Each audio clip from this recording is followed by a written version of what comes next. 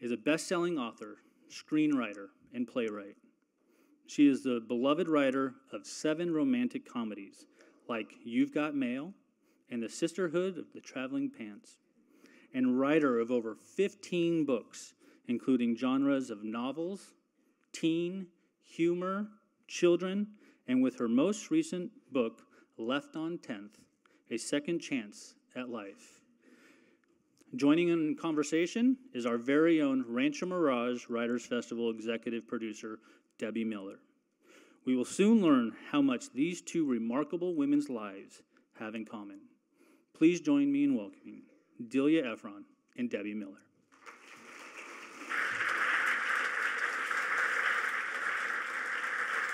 Thank you. Thank you, that was gorgeous.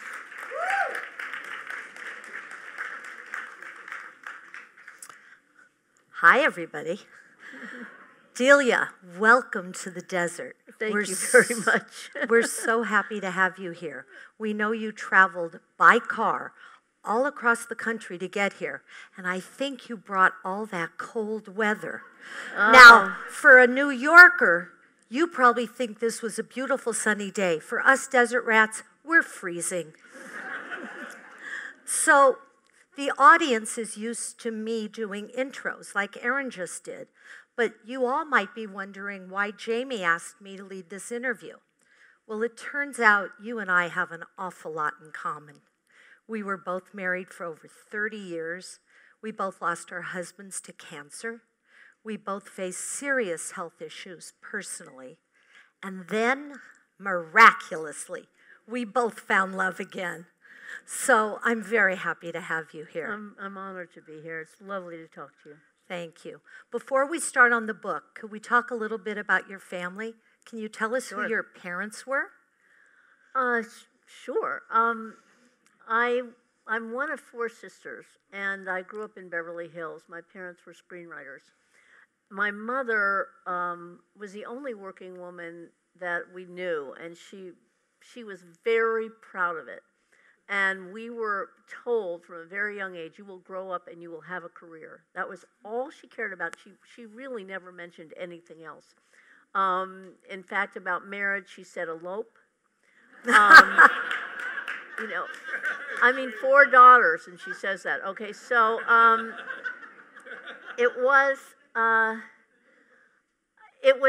we were indoctrinated, actually. I mean, we were the Ephron girls. We even had a name, like the Kennedys, but not, you know, that we were this. And my sister Nora, whom I'm sure you're all familiar with, because she was the firstborn, she was like shot out of a rocket. And she was such a perfect child for them. And I was just trying to do everything she did, only I couldn't keep up because she was going around the track so fast. But, and my sister, my younger sister Hallie, and then the youngest is Amy. And Amy wants me to mention that she has a book out just now called The Amazing Baby Name Book that she wrote with her daughters, which is hysterical. If you know anyone who's having a child, you should definitely get this book for them. Anyway, so we were raised, every time I said something funny at the dinner table, my dad shouted, "That's a great line, write it down." Okay? And you know how in families, well, if you have a lot of kids, you kind of type them. So I was known as the funny one. And my father, even when he would say to all of us, he would say, "Oh, that's a great title, write it down." So I was walking around for titles to things that I didn't even know what they were, from a very young age. And the tricky thing was that when I was 11, I saw a movie called 7 Brides for 7 Brothers, which you may all have seen, which starred Jane Powell as this dancing, singing pioneer girl who falls in love with a guy who takes her into the wilderness to take care of him and his 6 brothers. And I fell in love with this movie. I mean, I understood the power of the romantic comedy. It practically destroyed my life. I saw the movie 16 times. I saw it once in Madrid, and I didn't understand. You know, I mean, I knew all the lines. So, my stew can stand on its own feet. That's one of the lines when she meets him. Anyway, so there's a kind of, on the one hand, there was this enormous drive to be a successful woman, and there was this other drive just to get married and make flapjacks for some guy in the wilderness. And they were at war, you know.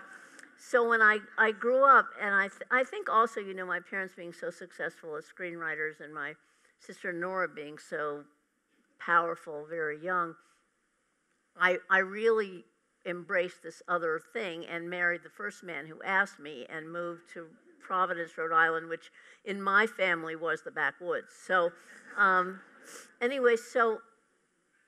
can you tell us some of the things your parents wrote? Oh, my parents wrote, well, the Desk Set with Tracy and Hepburn, and they wrote No Business Like Show Business. They wrote Daddy Longlegs with Fred Astaire and Leslie Caron.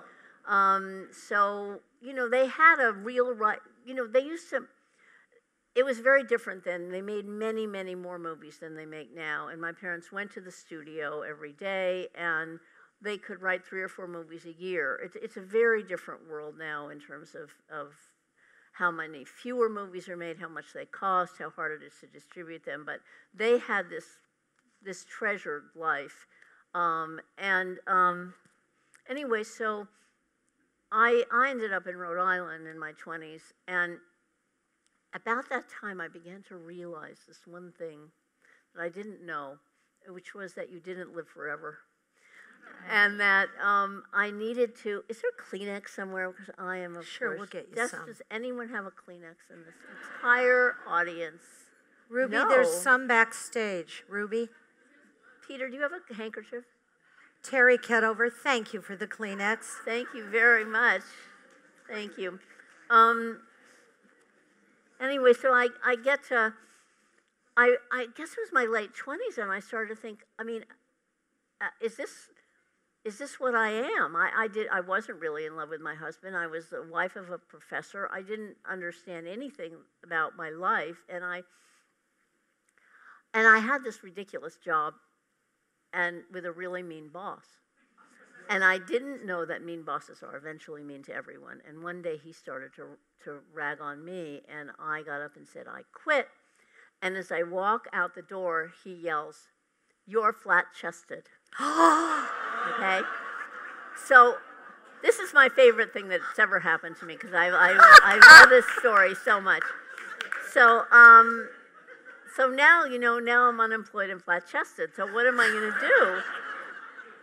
So I decided I'm going to become a writer. And it was a very big deal then for me, because there was, you know, because of my parents' success and my sister Nora. But I decided I'm going to leave this marriage. I'm going to go to New York by myself. I'm going to, you know, to the arms of my wonderful girlfriends, and I'm going to try to do this. And I knew I had enough money to last 2 years, and I thought, okay, I have to be a writer in 2 years. So didn't you write a very funny article for the Beverly Hills Courier when you were maybe a little younger than that? Oh. Can you tell I didn't write that. No. What happened was my journalism, I took journalism in high school, of course, because my mother picked all my courses. And so I was sent to speak on teenage marriages on a panel. And of course, I'd had some dates and boyfriends, but I didn't know anything about teenage marriage. So my journalism teacher had said, you know, quote a source if you don't know it yourself. So I said, thinking they would never believe me because I was such a goofy person, I said, you know, because I suffered the effects of an unsuccessful teenage marriage, I feel qualified to state, and then I just mouthed off, right? So my parents get the weekly newspaper, and there is a picture of me, and it says, Delia Ephron, 17-year-old senior at Beverly Hills High School, tried marriage and found it unsuccessful. So my parents, I love that you read that, you saw that. Anyway, so my parents, they were just, they actually thought it was hysterical, except that people kept calling them and commiserating with them. That how sad it was, but they thought it was really funny. They put it on the front door for when I came home. But Anyway, so what happened was it was sort of the second year of my being in New York, and I was so happy there. And I knew I needed to get published in the New York Times. And one night I was eating chocolate pudding my way, which is the kind you cook so it had a little skin on top. So I made a little hole in the skin, and I was scooping the pudding out from underneath and saving the skin for last. And, I thought, I'm eating like a child. So I wrote this deadpan description of how children eat food, marshmallow, mash and flatten and tuck between the cushions of the couch. You know what I mean? It was that everything had a kind of a twist at the end, but it was, with mashed potatoes, sculpt them into little whatever. I don't remember it, but it was a sensation, this piece. It was 500 words about children and food, and I was down to $500, and I was offered a book contract the next morning. Oh. And it was a fairy tale. And of course I thought everything I write is going to be appreciated like this, and of course that is so not the case. But I was launched, and then because I had taken these couple of years very seriously, I began to set goals for myself, because I knew if I didn't, I wouldn't accomplish the things I wanted to accomplish. And so the next year, I thought I need to learn to write an essay, and then I need to learn to write a nonfiction book, and then my sister wanted to make movies, so then I learned screenwriting from her and from my husband, whom I then met and fell in love with, a wonderful writer named Jerome Cass, and he taught me so many things about writing. So I began to, and then eventually the novel, which I think is so hard. But I kept every couple of years trying to nail something new, and it's just been my way, and it's been just a wonderful, wonderful life as a writer. So let's talk about Left on 10th. Yes. What does the title mean? Well, I live on 10th Street in Greenwich Village in Manhattan, and Left on 10th is my way home. I mean, it's a one-way street, and if you go down 5th or 7th Avenue, it's left on 10th. But also, my husband died, Jerry, and so I was left on 10th. And then life took many, many left turns, and that's what this book is about. So tell us about Jerry. It was a 30-year marriage. You were very happy. What did he write that we know?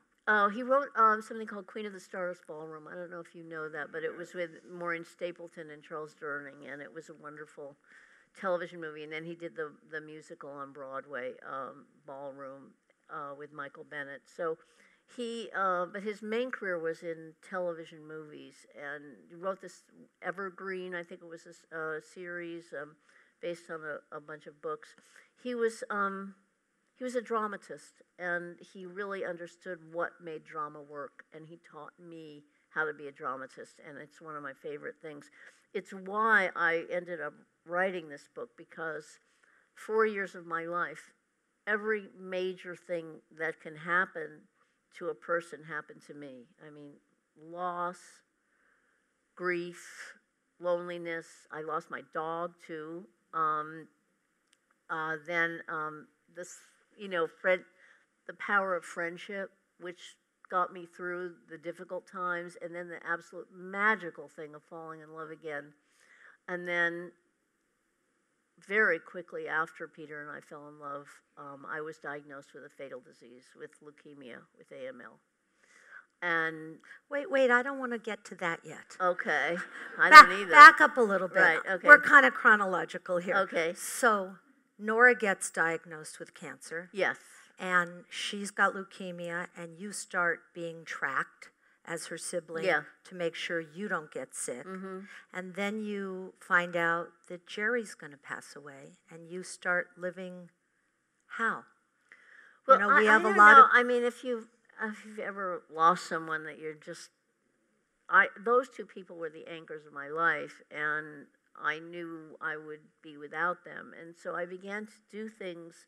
I would be coming home from something, and I'd say, okay, you're going to come home, and Jerry's not going to be there.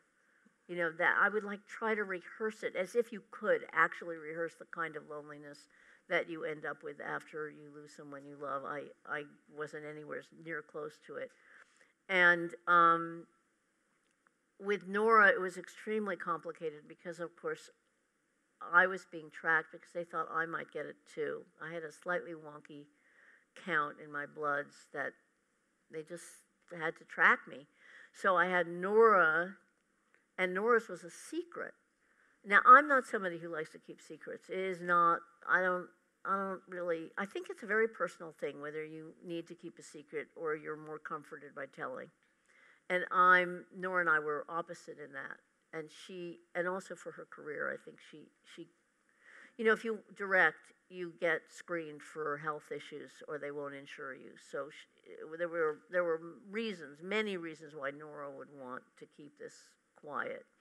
But during the time that she needed to keep it quiet, that meant I did too. So that was extremely hard on everyone. And so I was worried about losing her. Then I was worried about losing Jerry because he was given a few years left. And then I was worried about myself.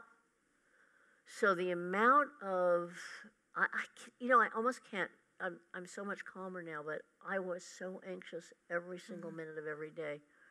And what helped you? Well, I dreamt a novel is what happened. Writing has always been my solution. So I thought, I went to sleep one night, and how am I going to get through this time losing Nora and Jerry? And I thought they would actually die the same day. I was so crazed. And I dreamt about 3 women in a bar in North Carolina. Okay, I've never been to North Carolina, and I rarely go to bars. And inside this bar was a lion in a cage and 3 women, 2 young women in their 20s, one in a wedding dress, and the other was an older woman. And I woke up and I thought, I just dreamed a book. And I knew the title. It was called The Lion Is In. And I have never had so much fun writing as I did. And that's where I found my solace. And I'll tell you the strangest thing about this book was that I wrote the whole book without going to North Carolina. I researched it online. I talked to my girlfriend Dina, who'd done a story in a certain area, and I thought that's a good area for me. I did it in the most, and then all my writer girlfriends are saying to me, well, you can't write a book and not go there, right? So I went down with my niece to, I forget what city it is, Raleigh. And we drove to Rocky Mount, I had set this book just north of Rocky Mount. It's in a very depressed area of North Carolina where the furniture business has moved to Mexico, and it's a lot of poverty. And every morning I would get into the car and I would press into the GPS thing. I would press take back roads and pick a random destination. Okay, so in this book, there's this very strange tree alone in a field that the older woman wants to dig up and bring to the lion who's stuck in the bar without any foliage. I read this book. It's hysterical. It's amazing. And I've been dying to ask her where it came from. Who writes a book about a lion? Right. No, it was completely crazy. Oh, there were other things. But anyway, the amazing thing was that this tree had no foliage. It looked like it had been struck by lightning. And I'm driving along this back road with my niece Anna, and we make this turn, and there in the field is the tree. I'm telling you, it's the most shocking, stunning moment of my life. And I screamed. I literally screamed. And we stopped the car, and we're looking at this tree, and some nice guy stops by in his pickup truck and says, everything okay? And we say, yeah. And he says, oh, that's his friend's tree, and it's an oak tree, which is what I had in the book. And and he said the goats over there come up and rub themselves against it. That's why the bark's also rubbed off. And I realized, in my book I'd written that the lion doesn't know what to do with the tree, so he rubs himself against it. And so, having this experience, I don't even know how to classify what happened in this, but the next thing that happened when I was down there, and you realize this all came from a dream. This entire story came from a dream and a way to get through a terribly difficult time. Anyway, I wanted to see what the inside of someone's house looked like because I had a character and I didn't really know what his house might look like, Clayton. And we went to a Mexican restaurant and I answered an ad on the wall for a woman who was making sweet rolls, which I'm absolutely crazy about sweet rolls. So we call her up and we drive over. Now, in my book, Clayton drives a vintage Chevy Bel Air convertible, like those cool car from the 50s with fins and this orange interior. Anyway, we go to this house and I'm chatting with the woman and we buy some sweet rolls and her husband comes home. We chat with him and we walk outside and he was driving a vintage Chevy Bel Air convertible. It is parked in front of the house. It is, and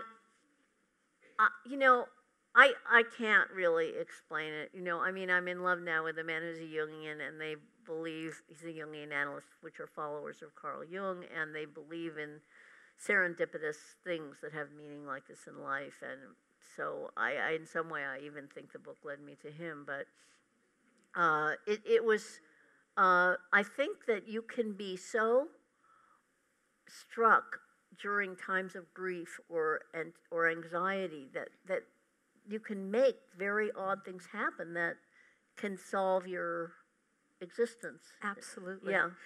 This is a good moment to introduce Dr. Peter Rutter. Could you stand? Oh, yeah. He drove her across country. Yeah, he did all the driving.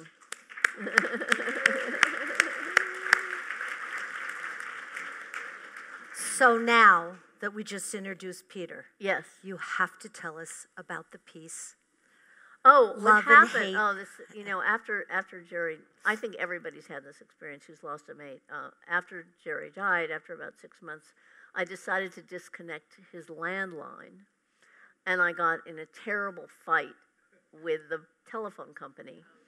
And in New York, it's Verizon. It's Verizon here too. Oh, it is? Okay. Well, then you know what those calls are like, where those endless prompts. Anyway, what they did when they disconnected his landline was that they crashed my internet.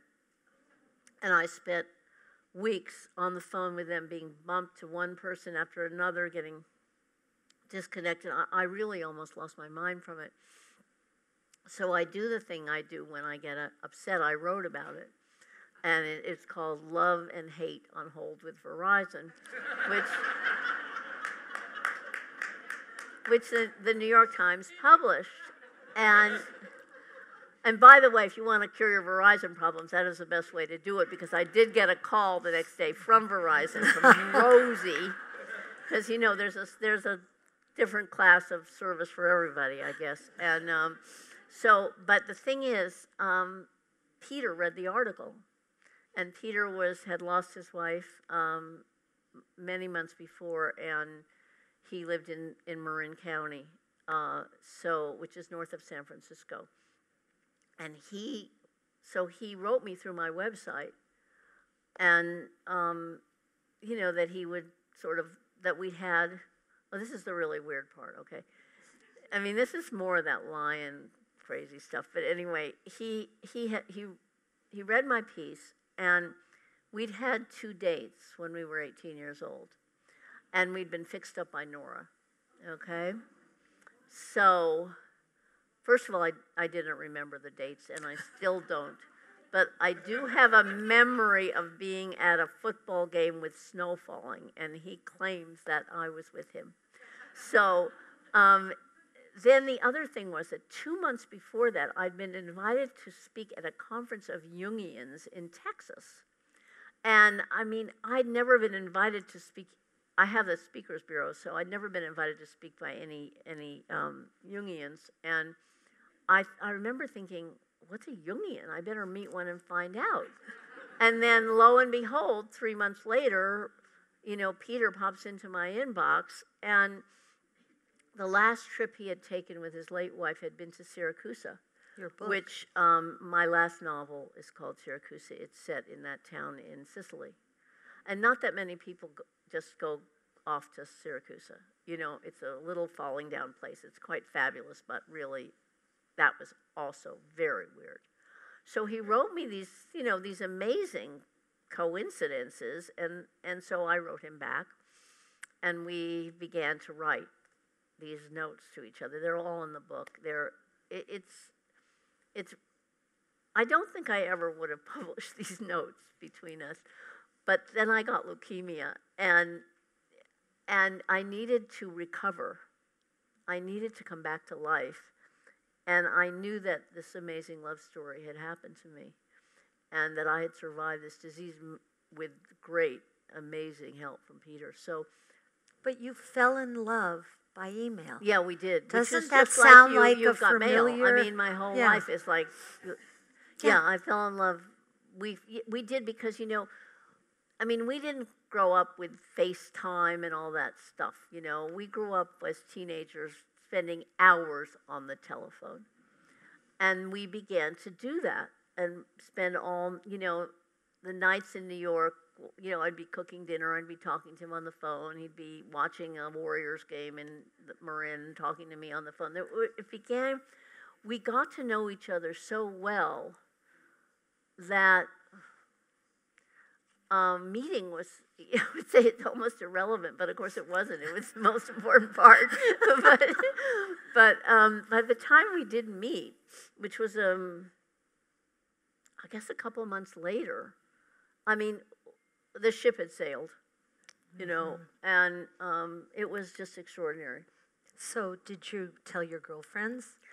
Well, I tell my girlfriends everything, so I don't even leave the house without finding out if a girlfriend thinks it's a good idea or not. So, yeah, of course I told my girlfriends, and they were all very excited because I'd been so unhappy and lonely and sad, and they were very excited about it. So, yeah. So I got to ask you, you think Peter made up the part about the dates back in No, we discussed that, of course, endlessly. No, he definitely didn't. I mean, he was at Newsweek as a in college. He got one of those summer internships writing sports for Newsweek. He wanted to be a sports writer then before he decided to be a psychoanalyst. And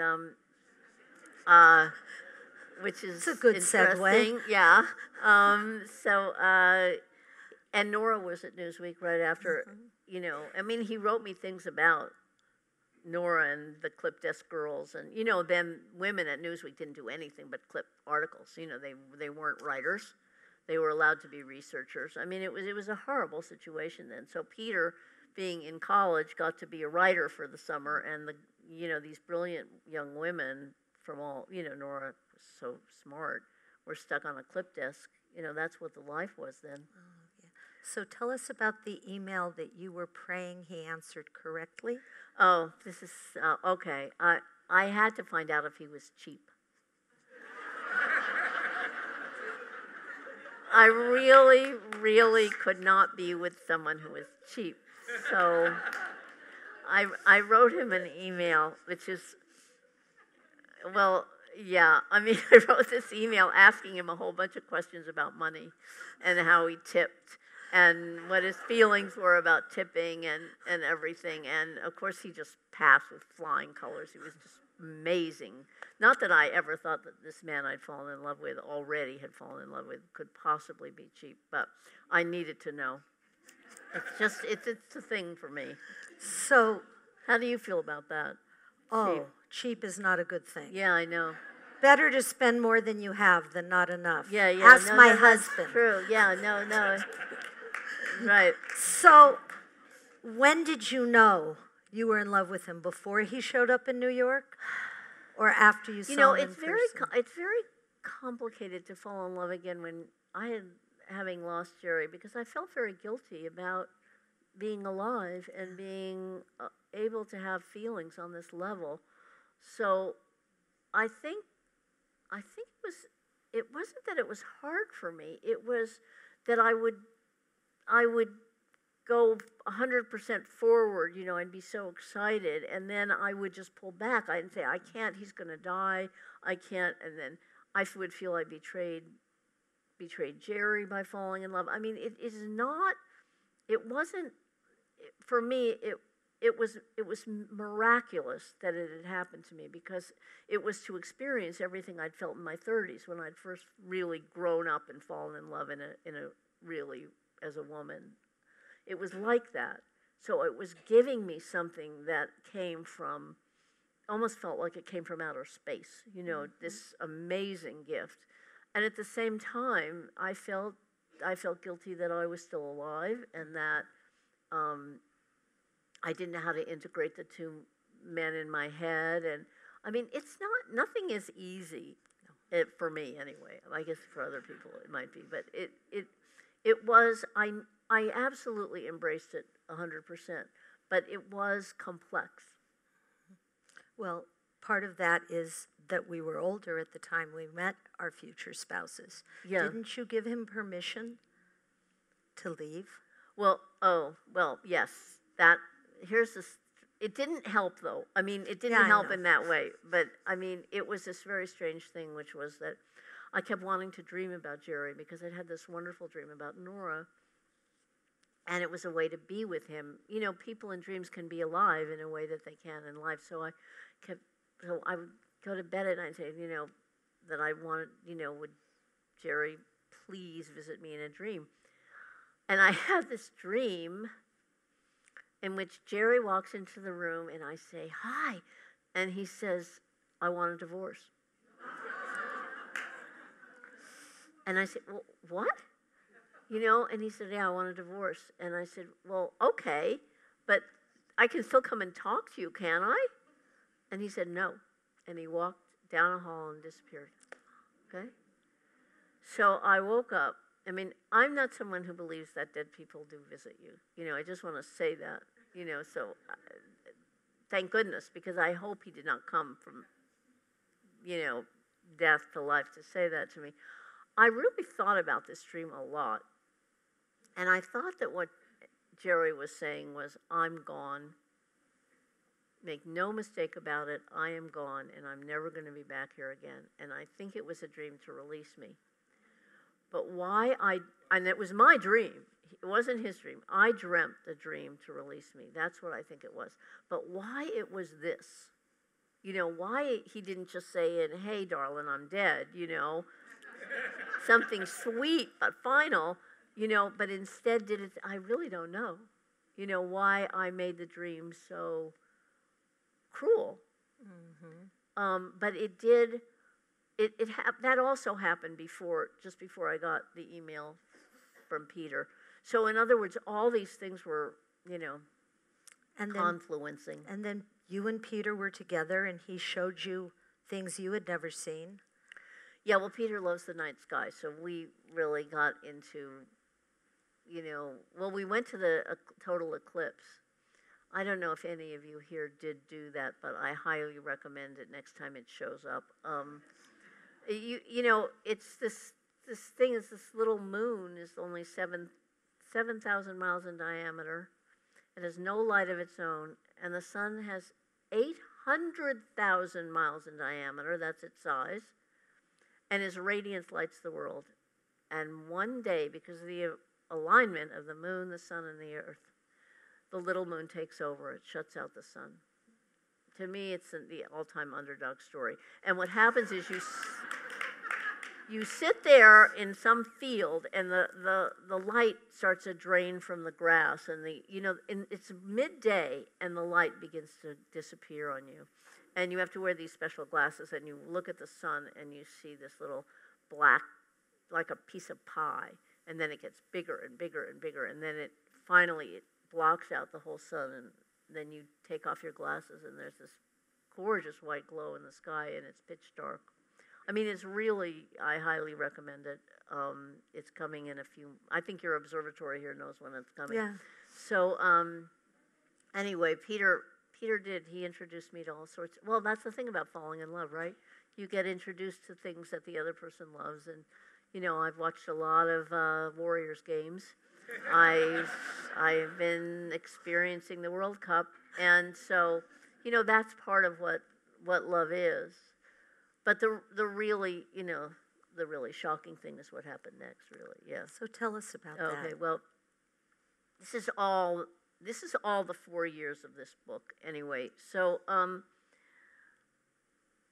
going in for my 6-month appointment for my blood test, which is always been completely normal, and in terms of when she just says, my doctor has a very nice way of talking. She said, this is the most boring blood I've seen today.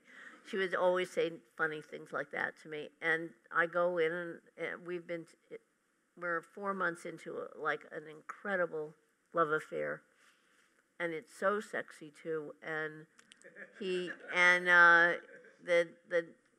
the doctor says, she looks at my blood work, and I just see her. I don't know if you've had this experience, where it's that moment that your life really changes. And she said, Delia, you have leukemia. And I knew that if I had AML, which is what I did have, which is a fierce leukemia, which was what Nora had, that likely I would die. And so the last part of the book is I did not die. I am here in Rancho Spoiler Mirage, alert. right? And I mean, one reason is, of course, Peter, but in the time since my sisterhood died, which was 2010 or 2012, I'm not sure. Is it 12? Yeah, 2012. There have been all these advances in cancer care, and especially in leukemia, where, as my doctor said, after years of nothing, that's her quote, years of nothing. And she pretty much talked me into having an unusual type of bone marrow transplant. And look, leukemia is a disease of your marrow, and your marrow produces all your blood. So that gives you a sense of what a bad thing it is, okay? And what happens is, in a bone marrow transplant, is that they wipe the disease out with chemo. So the chemo has to work to put you into remission, and then they transfuse you with the bone marrow, the stem cells from a person who has donated their stem cells. A random person. My person lives in Florida, actually. And I didn't find that out for 2 years after. And then in my case, they did a special kind where they gave it to me with two things. I also had the bone marrow of a baby that they took. When mothers give birth, if they donate their umbilical cords, these umbilical cords can save lives. If you know anybody, they have to donate their umbilical cord. I mean, otherwise, as my doctor said, they get thrown in the trash. So I had a bone marrow transplant, which is very complicated and takes you very close to death. And I was told I had a 20% chance of survival. And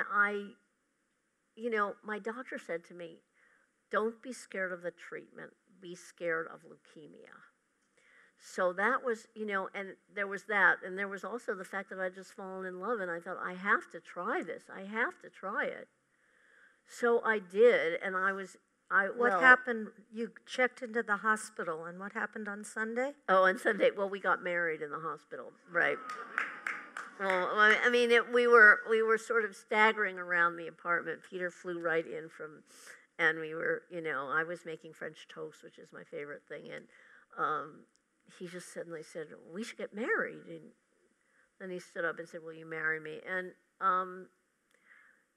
And so we, on Monday we got a license. On Tuesday I checked into the hospital. And on Sunday, I was one chemo in. We had about 10 friends come to the hospital, and we got married. And it was a transforming thing to take this amazing sense of. We felt almost untouchable when we were falling in love, and then suddenly, life says, oh, that's not true. But Peter, being a doctor, he was just so amazing. He was so present. And I think there's so many amazing things that they do now with cancer, but you do need someone to go through it with you. And if you have somebody amazing who loves you, it makes a big difference. So do you remember Peter's favorite Jungian quote? No, I do not. So it's, if you don't mind, Peter, it says, the meeting of two personalities is like the contact of two chemical substances. If there's any reaction, both are transformed. That's you guys. Oh, right. And that's alchemy, which is a big thing with the followers of Carl Jung. It's amazing chemistry between people that happens. So you said you got two kinds of bone marrow. Part of that was because... Oh, what happens is that there's so few stem cells in the baby's cord blood that what they do is they give you an adult to tide you over while the little baby cord, for some reason they seem to know that they're the ones that are supposed to go to the marrow and start multiplying. And so while that's happening and you don't have enough of them yet, the adult donor is taking care of you, and then the adult donor fades away, and the baby becomes. So I have baby bone marrow. I just want to say that. It's very exciting. And didn't you have to get vaccinated like a baby does? All over yes, again? I had to get revaccinated. I had to get everything. Well, yeah, but they wipe out.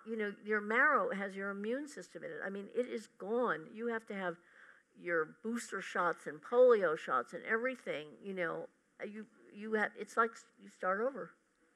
So it's a very tricky thing too. I don't think they do it at that many hospitals, but I got. It's so strange to say I got lucky when you obviously got so completely unlucky. But it seems that luck comes both ways all the time. And I just began to feel that the word luck is another word for small miracle. And that I was just given a lot of small miracles. So you believe in fate? Or else I'm just lucky. I don't know if I believe in fate. Do you think it's the same? I don't Fate, know. luck, beshert? When Peter read my first email, he said he just said beshert afterwards. Like beshert is a word in Jewish culture. It's a Yiddish word, and it means a destined soulmate. It's a powerful word. It can mean fate, but it can mean it in a bigger sense, And he knew from reading my first email that he felt it was beshert, but something about going through a medical thing it's too complicated. It's too horrendous, actually, to ever feel that the word beshert, as magical as it is, could ever be lopped on it, because, I got so sick, and I got deeply depressed, and I'm not someone who's depressed easily. I've never had to have antidepressants, but I wanted to die, and I was begging everyone to kill me.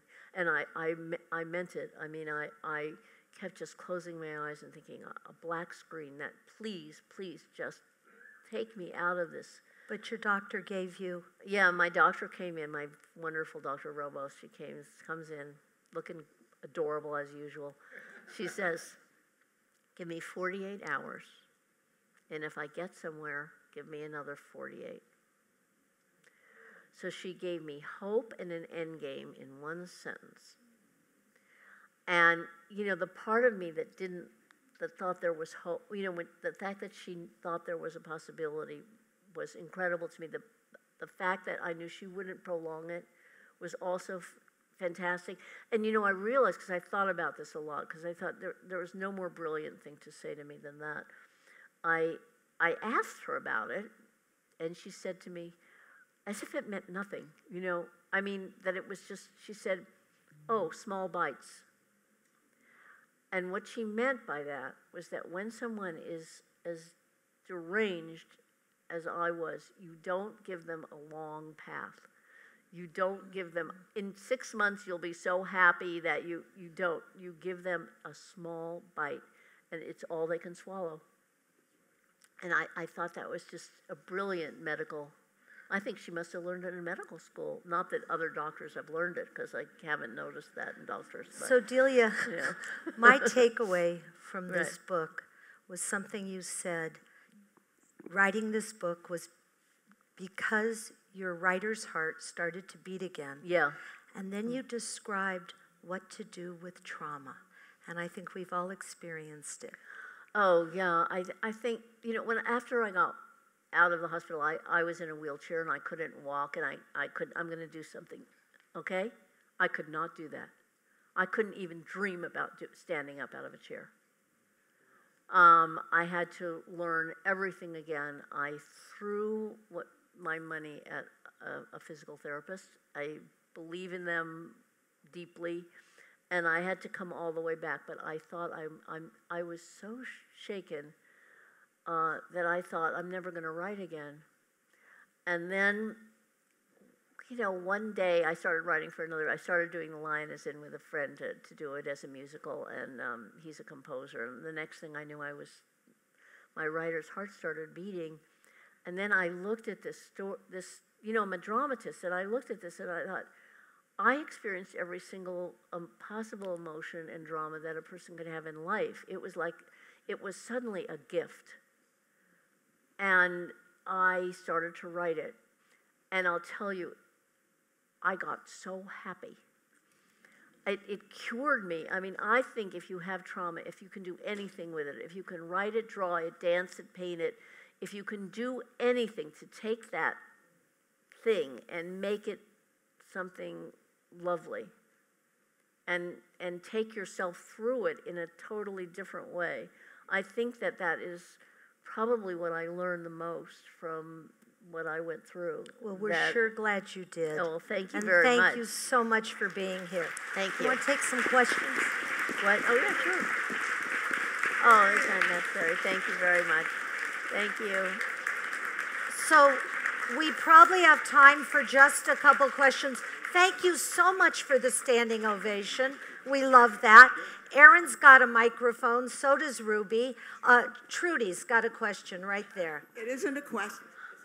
It is not a question. I did not know I would get up and say anything, but Debbie and Delia, this was beyond far the best day we've had here. I didn't want it to end. Now, thank you. Number 2, you talked about fate. I cut this article out of the Times a few weeks ago about your writing it about saving somebody's life. I have a niece who's got a daughter. I read the article. She is going to donate her. Oh, I'm so glad. Yeah. Because I've read your article, so thank you. So, if anyone knows anybody under the age of 40 who is, who can donate to be a bone marrow transplant recipient, and you can save a life. It's not difficult. It's not painful. It's nothing, but it will. And they just have to register, right? Just go to be the match. Yeah. They send you a little kit. You swab the inside of your mouth. And, if you ever match to some sick person, the phone will magically ring and you will get to save a life. And it's fantastic. There's an organization called Caring Bridge, which you can see online. And we've had friends who we've wanted to donate because we're over the age, we weren't able to, but you can give money, and that money goes directly to other people to donate blood. For those who can't afford to pay, it's really wonderful. They didn't realize until very recently that the younger the donor, the better. Yeah. I mean, you can donate in some organizations if you're under 50, but it's actually best if you could get a transplant from a younger person. Right here? Yeah, your book is truly a gift. Thank you. I bought your book because my brother-in-law just had a bone marrow transplant. He's at Johns Hopkins right now. He just had it in October. And I've had this book, and when I just say every so often, I'm like, well, Delia says, or this is going to happen. So it kind of gave us like an idea of what was to come. And at some point I said to Jack, you might end up in the ICU. He goes, well, that's not going to happen to me. Well, guess what? It happened. So we had to fly to Baltimore.